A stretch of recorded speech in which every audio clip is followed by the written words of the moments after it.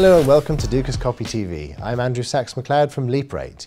And today, here in Geneva, Switzerland, I'm joined by a very special guest, certainly one of the most innovative and avant-garde members of the Forex industry, Tom Higgins, CEO and founder of Goldeye. Hello, Tom. Hi, Andrew. Nice to see you. Thanks very much. It's a lovely day here in Geneva. It certainly is, unusually so. It's really, summer has come, by all means. I know it's interesting being here because I haven't been here for about 7 years. Wow. And last time I came was our first ever client, which was called AC Markets. Yes. Then. And I spent quite a lot of time here, and it's a really nice place. I really liked it. So it's really nice to be invited back to Geneva again. Certainly is. Pleasure to have you here. And by the good, interesting reference to ACM Markets, this was going back a little while. And in terms of technology and the corporate structure, things have moved on a long way since then. A lot has happened, and you're really at the forefront of all of this.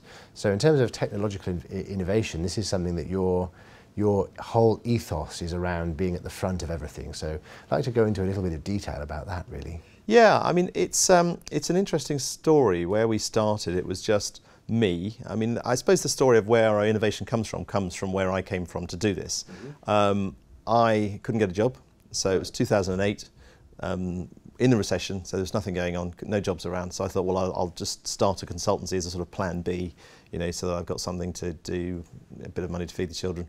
And it just grew and it grew and it grew, and from one person sitting in a very small office to 34 people that we have now, with some offices around the world, and about 100 clients. So that's sort of shaped me as a person from the beginning, and we've changed. But I've always had a really, really strong belief that we should innovate all the time, but what we should build is what the customers need.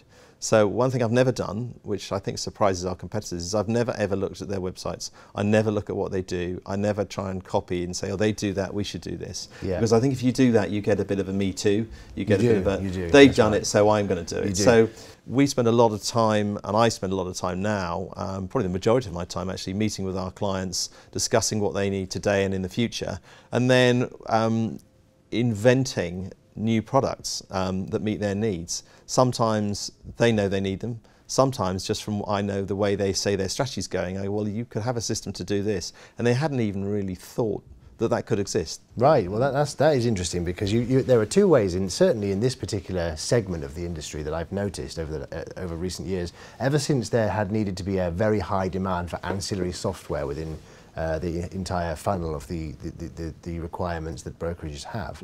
One of them is to go down the route of being an also-ran in a way, which is to look at a well-proven model and then imitate it and try and refine it and make it more efficient, which is also, companies do succeed with this. And then there's your very courageous model of going out there and actually leading the actual development of the software in my opinion, one of the most technologically advanced industries in the world. Yeah, retail FX is amazing because of the numbers involved of people.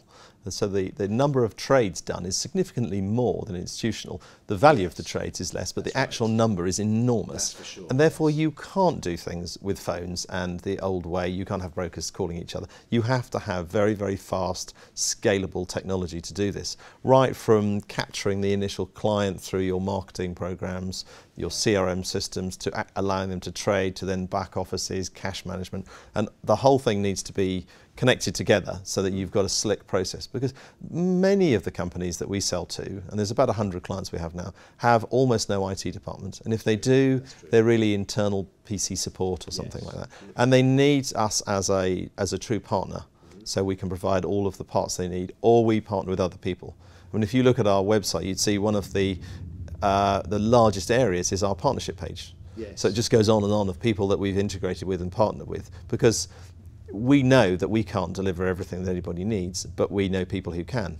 So I have a sort of phrase that all roads lead to Goldeye. That's what I like to happen. So if you want to put in a CRM, then you're going to use us to connect that to your trading system. Yes. If you want to put in a back office, you're going to use us. And that's, you know, coming true now. So there are so many people that we've integrated with to achieve that. That's also a very interesting way of almost diversifying into refining your technology, but also making some business from the way that the technology spills into other components of the system, which is very smart. I like that. And then you have the cost. As you say, quite rightly, retail Forex industry, there are far more there's far more order flow and far more activity, but with smaller trade values and smaller deposits. So therefore, brokerages are looking at the cost of operating and integrating systems. So therefore, I guess it's a fine line between capitalizing the actual bridge technology and the platform technology and every component that has to go into what runs a forex brokerage, and the actual amount they can charge their customers in terms of spread commissions. Yes, I mean, we have to price things in different ways for different products. So anything that is pre-trade, we price in dollars per million, because the broker looks at everything in dollars per million. I make, $50 per million, or if I'm A-book or B-book or hybrid, I have different amounts, and I know I've got to pay this amount of dollars per million to Goldeye, I've got to pay this amount to my LP, I've got to pay this amount to someone else, and so they can calculate all of that. For all of the back office CRM, they can't calculate that in the same way. So then you charge it in a different way, but you still have to charge it in a monthly fixed fee per product. Yes. So they're very, very much in control of what they're spending. They know exactly what they're going to be spending. There's no surprises coming down the line.